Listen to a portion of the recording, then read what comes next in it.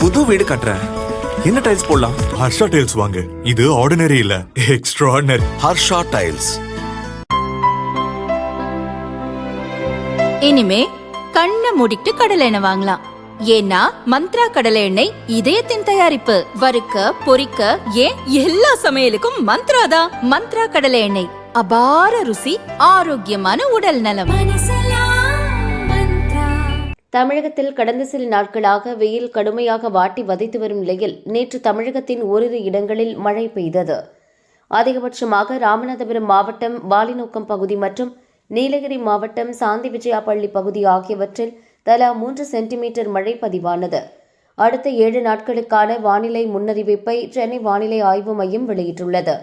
அந்த அறிக்கையில் கூறியிருப்பதாவது: தமிழக கடலோர பகுதிகளின் மேல் ஒரு வளிமண்டல கீழடுக்கு சுழற்சி நிலவுகிறது.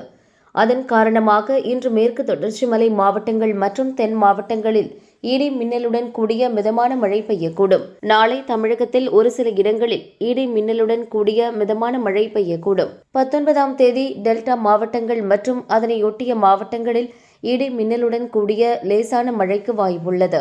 20ஆம் தேதி டெல்டா மாவட்டங்கள் மற்றும் தென் மாவட்டங்களில் இடி மின்னலுடன் கூடிய லேசான மழை பெய்யக்கூடும்.